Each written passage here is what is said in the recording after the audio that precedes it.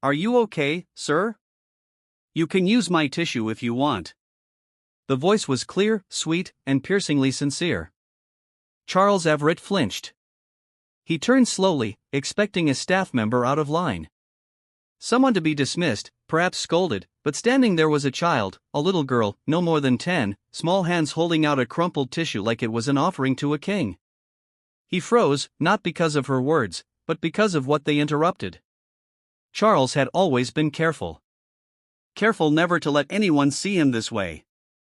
Not staff, not shareholders, not even the polished marble statues that lined the lobby of Rosehill Heights.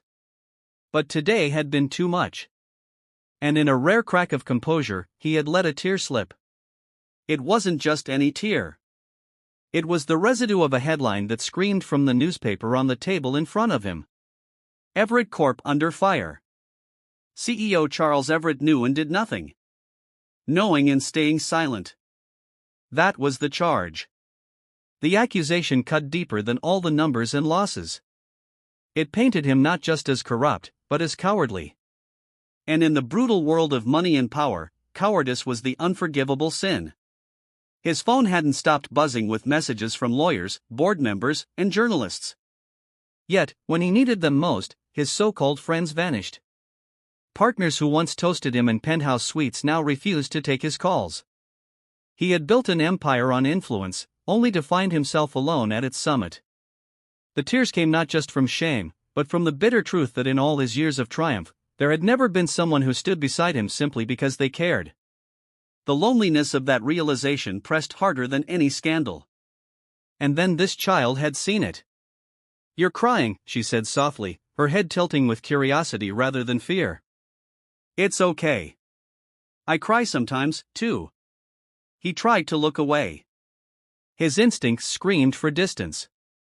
"Don't let anyone see you like this. You're Charles Everett, a man who had crushed boardrooms with a word. Silenced reporters with a glance. But she didn't care who he was. She didn't wait for permission. She stepped forward. Could this little girl change everything for a billionaire in crisis? Stay tuned to find out. Before he could stop her, the girl reached up on her tiptoes and gently dabbed the corner of his eye with the tissue. The moment felt surreal, absurd. Even her touch was light, cautious, and utterly without expectation. For the first time in decades, someone touched him, not out of greed, fear, or manipulation, but simply because she cared. Around them, the grand lobby had gone still.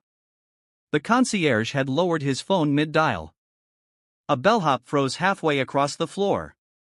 No one dared interrupt the scene because no one had ever dared come this close to Charles Everett. Charles looked down at her. "What's your name?" he asked, almost afraid to hear the answer. "Maya," she said brightly. William, my Maya," he repeated, memorizing it. "I'm not supposed to talk to guests," she added with a sheepish grin. "But you looked like you needed somebody." He didn't respond. He couldn't. Moments later, Lorraine William was summoned to the manager's office. She arrived pale and nervous. Maya trailing close behind until a receptionist stopped her outside. "You can't come in, sweetheart," the woman whispered, gently blocking her. Inside, Lorraine faced two supervisors and the hotel's floor manager, a stern man with slicked back hair. "Your daughter approached Mr. Everett in the lobby," the manager said coldly. "That is strictly against policy." "She's only a child," Lorraine pleaded. "She didn't mean any harm. She just saw someone upset." "That guest is not someone." The manager cut her off. "That man is Mr. Everett, our most important client, and you allowed your daughter to jeopardize his privacy." I didn't allow," Lorraine started, but the manager slammed the file shut on his desk. "You're dismissed. Turn in your badge and uniform today." Outside the door, Maya's eyes widened. She had pressed her ear against the wood just in time to hear the words. Before anyone could stop her, she burst into the office. "You can't fire my mom," she shouted, small fists clenched. "She didn't do anything wrong. It was me. I just wanted to help him. Please don't hurt her because of me." "No," Lorraine gasped, pulling Maya close, but her daughter stood firm, glaring up at the towering manager with surprising courage. The room fell into stunned silence, broken only when the door behind them opened. Charles Everett stepped in. "I heard enough," he said quietly, but with unmistakable authority. His presence filled the space, his gaze sharp. "She is not to be fired."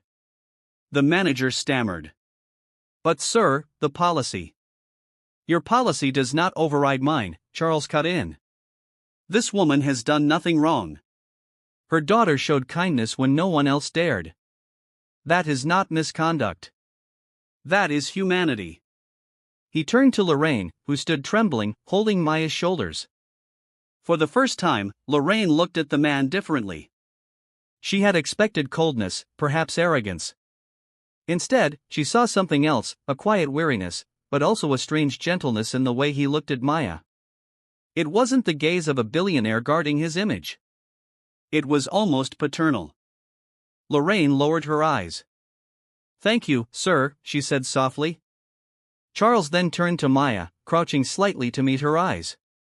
"Thank you, Maya." Maya smiled at him, her small voice bright but steady. "You don't have to thank me. Friends look out for each other, right?" The word friends startled him. He had not been called that in years, perhaps decades. Yet somehow coming from her, it felt real. He lingered a moment longer, then left the office with the faintest trace of something no one had seen in him for years. Gratitude. And perhaps the fragile beginning of belonging. Back in the lobby, he sat again in the same leather chair. The newspaper headlines still screened from the table. Everett Corp under fire. Company. Charles Everett knew and did nothing. His photo stared back at him, cold and hollow, a man the world now hated. But beside the paper lay the crumpled tissue Maya had left. He picked it up carefully, holding it between two fingers. It was cheap, ordinary, yet it felt heavier than any gold coin he'd ever held. Because for the first time in years, someone had looked at Charles Everett not as a tycoon, not as a scandal, but simply as a man, and a little girl had dared to call him friend. Lorraine walked swiftly down the corridor, her hand wrapped tightly around Maya's wrist. The polished tiles of the service hall clicked beneath her shoes, each step sharp with anger and fear. Her daughter had nearly cost her a job today. Worse, she had put them both on the radar of a man Lorraine had carefully avoided since he checked into Roseal Heights 2 months earlier. When they finally reached the linen room, Lorraine shut the door and pressed her back against it, breathing hard. Maya stood quietly, eyes lowered, but the tissue still clutched in her hand. Lorraine noticed it and snatched it away, tossing it into a laundry bin as if it were dangerous. "Maya," she said in a strange voice. "Do you have any idea what you just did?" Maya looked up. "I helped him." "You don't help men like Charles Everett." Lorraine's voice cracked. She bent down, gripping her daughter's shoulders. "Do you know who he is?" "He's sad," Maya answered softly. Lorraine closed her eyes. Children had such a way of cutting through the layers adults built. "He's more than sad, baby. He's powerful and dangerous to be around. That man has ruined people's lives. He could ruin ours, too." "But he didn't," Maya said, stubbornness flickering in her voice. "The manager tried to take your job, but Mr. Everett stopped him. He looked at me like he was glad I was there." Lorraine froze. She remembered that moment, too. When Everett had crouched down to Maya's eye level, his expression had softened more than she thought possible. For just a second, he hadn't looked like the ruthless figure the newspapers painted him to be. But that was how men like him worked. They pulled you in, then crushed you once you forgot who held the power. "He's not your friend," Lorraine said firmly. "He's a man whose face is on the front page of every paper for all the wrong reasons. They say he knew about crimes in his company and stayed silent. He let other people suffer so he could protect himself." Mia frowned. "But people can change, right? Maybe he's different now." Lorraine sighed, brushing a strand of hair from Maya's forehead. "Baby, I wish the world worked that way. But you need to promise me stay away from him. For your sake, for mine." Mia bit her lip, but said nothing. Deep down, she couldn't forget the way Charles's eyes had softened when she wiped his tears. It wasn't the look of a man pretending. It was the look of someone who hadn't been touched by kindness in a very long time. That night, Lorraine tucked Maya into the narrow bed in their small staff apartment on the 12th floor. The hum of the city outside the window mixed with the faint sound of vacuum cleaners still working in distant hallways. Lorraine kissed her daughter's forehead. "Good night, sweetheart. Promise me you'll be careful." "I promise," Maya whispered, though her heart was not in the words. As soon as her mother left the room, Mia rolled over and whispered into the dark, "Good night, Mr. Everett. You don't have to be sad anymore. You have me now." Downstairs, Charles Everett sat in his suite, staring at the city skyline. The glittering lights stretched endlessly, but to him they looked cold, like indifferent stars. He had once owned this view, owned entire blocks of this city. Now the same towers seemed to look down on him with quiet judgment. On the table beside him lay the morning paper with his face splashed across the front page. "Everett silent amid scandal." The words struck like stones. He poured a glass of whiskey, then left it untouched. For the first time in years, the drink held no comfort. He thought instead of a crumpled tissue, of a small hand brushing his cheek. Her courage unsettled him. Nobody dared come near him anymore, not even his bodyguards. People kept their distance out of fear or contempt. And yet, that child had not only approached, but had stood up for her mother against a manager twice her size. That was loyalty. That was something money could never buy. For the first time in years, Charles Everett wondered what loyalty felt like. The next morning, Mia woke earlier than usual. She slipped out of bed and tiptoed into the corridor, her shoes squeaking softly against the tiles. Her mother was already working, pushing a cart of fresh towels down the hall. "Back inside, Maya," Lorraine said quickly. "You're not supposed to be roaming." But I'm not roaming," Mia replied, her voice small but firm. "I'm going to the lobby." Lorraine stopped, narrowing her eyes. "Maya, I just want to see if he's okay." Lorraine sighed heavily. "If I lose this job, baby, we lose everything. Please don't make this harder." Maya nodded, but her eyes gave her away. She would go no matter what her mother said. There was something about Charles Everett that tugged at her heart, something she couldn't ignore. By mid-morning, the lobby was buzzing with guests in winter coats and bellboys loading luggage carts. In his usual seat by the marble fountain sat Charles Everett, dressed in a charcoal suit, shoulders heavy, as if the fabric itself carried the weight of his shame.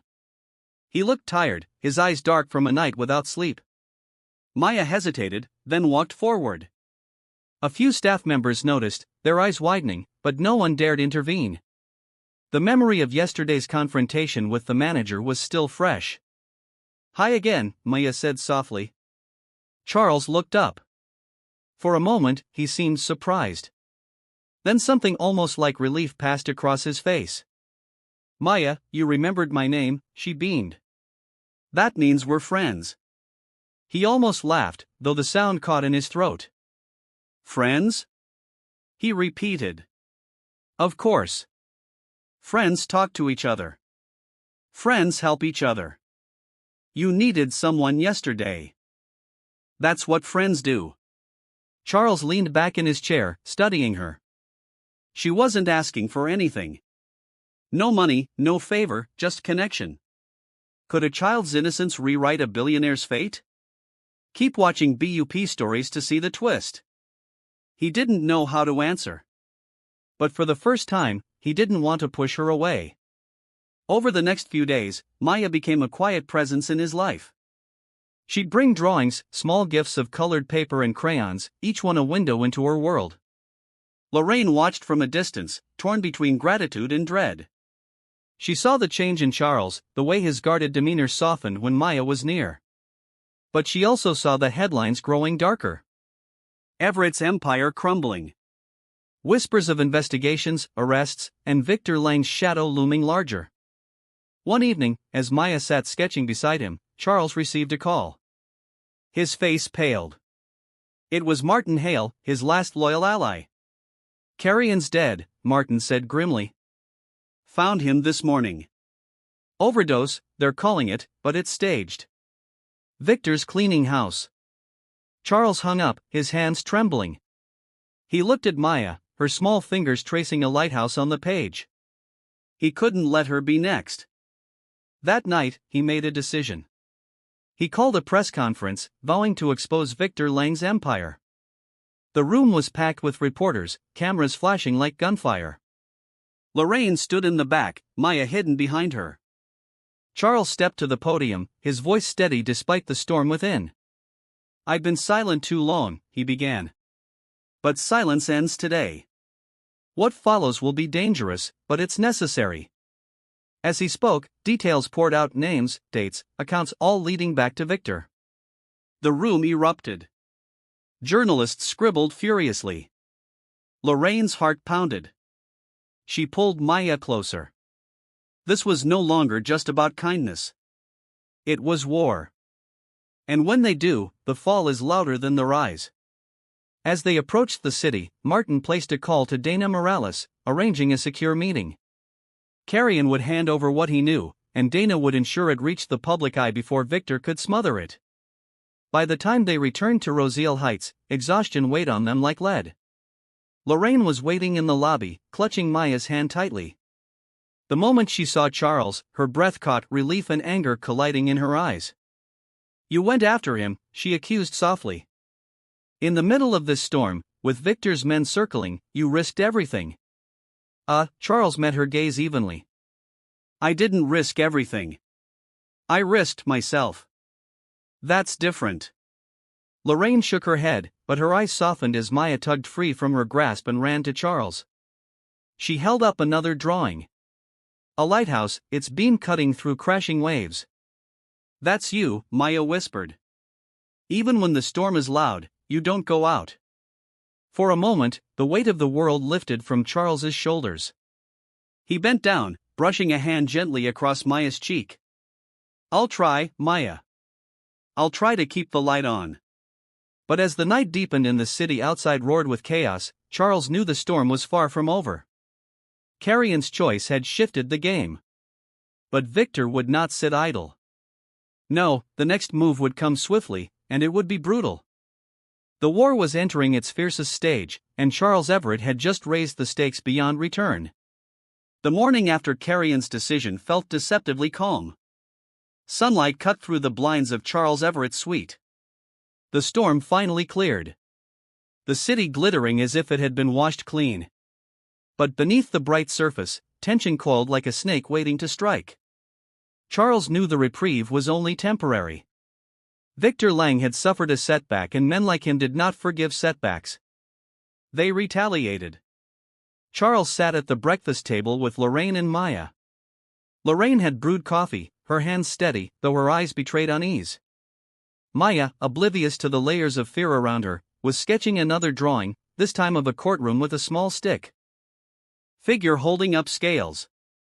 She pushed it across the table toward Charles. "That's you," she said earnestly.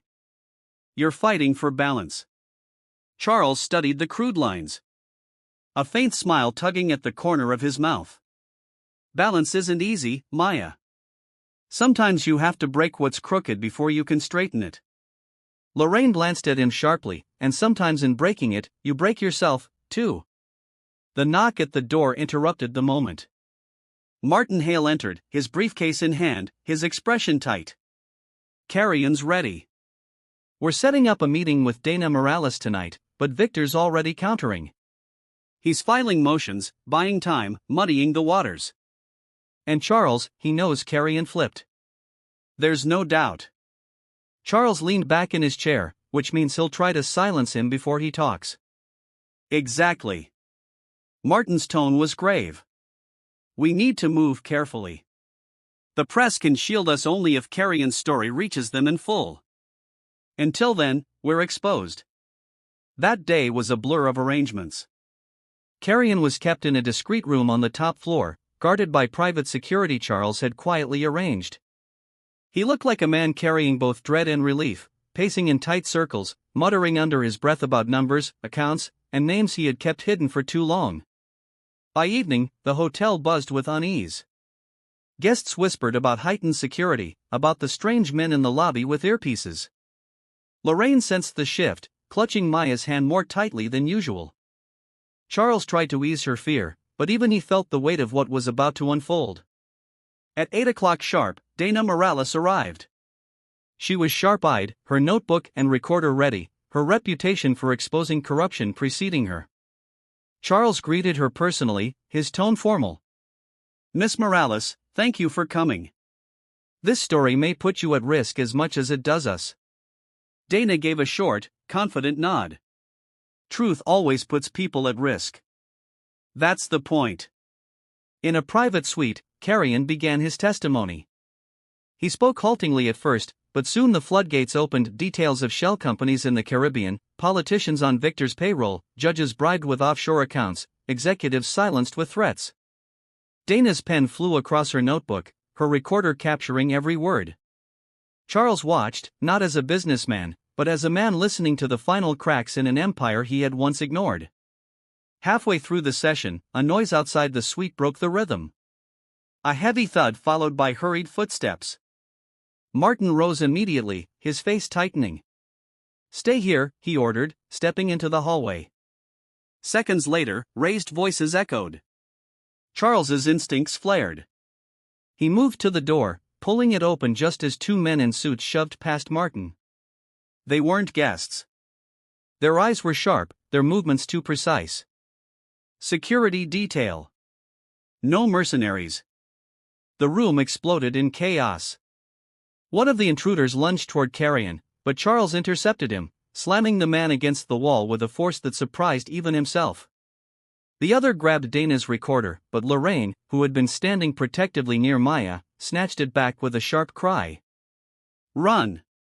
Martin shouted, pulling Carrion toward the balcony. The suite overlooked a service alley. An escape route pre-arranged for emergencies, but the mercenaries weren't giving up. One shoved Charles hard, sending him sprawling against the table. Maya screamed, clutching Lorraine's skirt. In the struggle, Charles saw something flicker in the eyes of one of the intruders. Not loyalty, not conviction, but money. They weren't here for honor. They were bought, and bought men could be broken. Charles rose, his voice cutting through the chaos. "Victor will discard you the second you fail. You know it. Do you really want to throw your life away for him?" The hesitation was slight, but enough. Martin and Carrion clambered over the balcony. Aided by a rope ladder hidden in the shadows, Dana followed, clutching her notes and recorder like lifelines. Lorraine grabbed Maya, moving toward the exit. One of the mercenaries lunged again, but Charles intercepted him with a brutal shove. This time, the man stumbled back and stayed down. The other, seeing the escape unravel, cursed, and bolted out the door. When the dust settled, the suite was wrecked. Lamps overturned, papers scattered, glass shattered on the floor. Lorraine clutched Maya to her chest, trembling. Dana was already gone with Martin and Carrion, heading toward safety. Charles stood amid the wreckage, his chest heaving, his fists still clenched. He had won the skirmish, but he knew the war was far from over.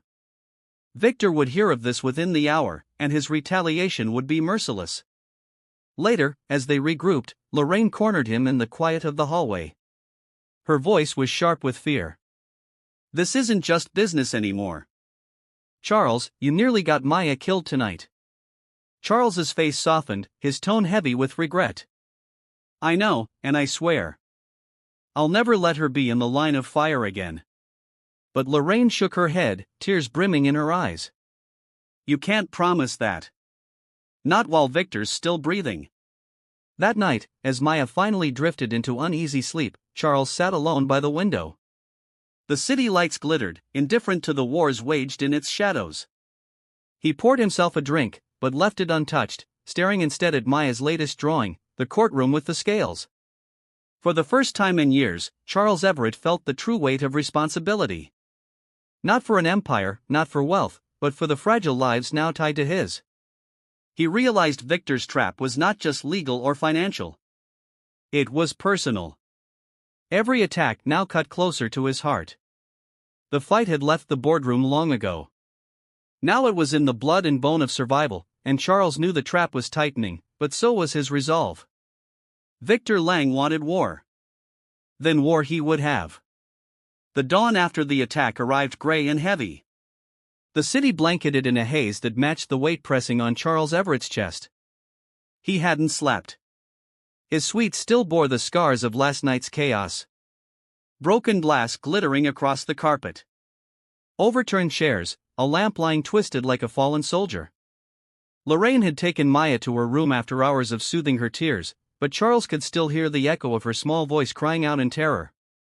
It cut deeper than any headline or boardroom betrayal ever had.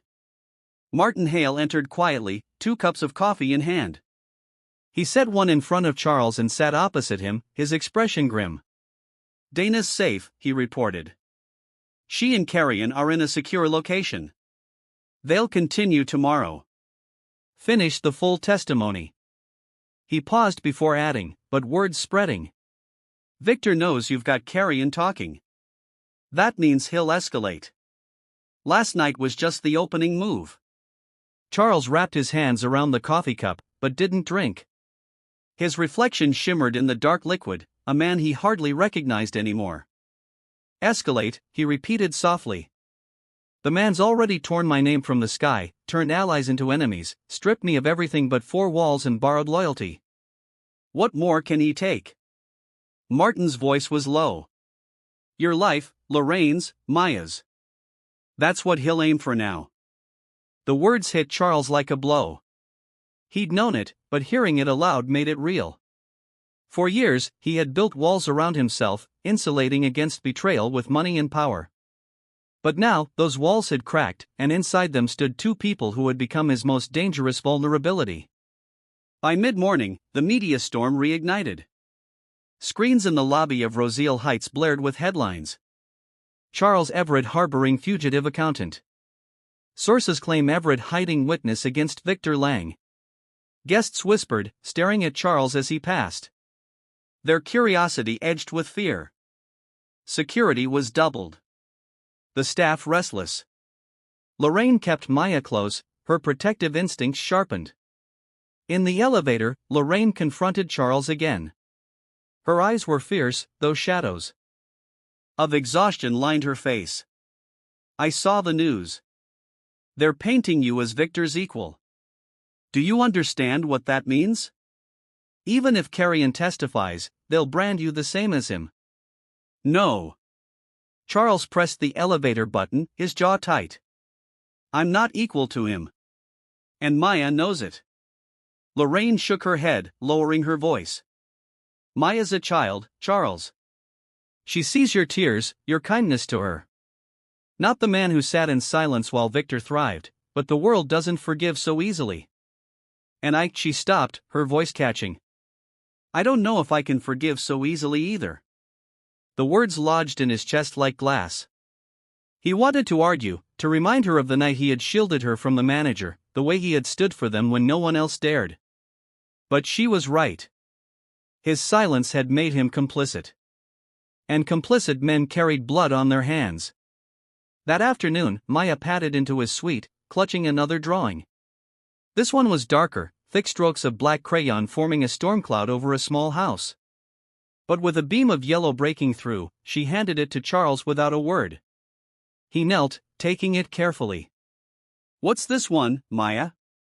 She looked at him with solemn eyes, far too wise for her years. "The storm is Victor. The light is you. You can't stop the storm, but you can shine so people don't get lost." His throat tightened. He pulled her gently into an embrace. The innocence of her faith washing over him. "I'll try, Maya. I promise I'll try." But promises had a cost. And that night, Victor Lang struck again. It began with a power outage. Roseal Heights plunged into darkness. Emergency lights flickering uncertainly. Guests panicked in the lobby, voices rising, footsteps scrambling. Lorraine clutched Maya tightly in their suite, whispering prayers. Charles and Martin moved quickly, instincts on edge.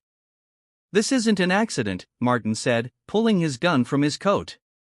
"Victor's testing the defenses." Moments later, a fire alarm blared. Smoke filled the lower hallways, controlled, deliberate, enough to incite chaos without consuming the building. Through the haze, shadows moved, men slipping inside, their presence hidden beneath the panic.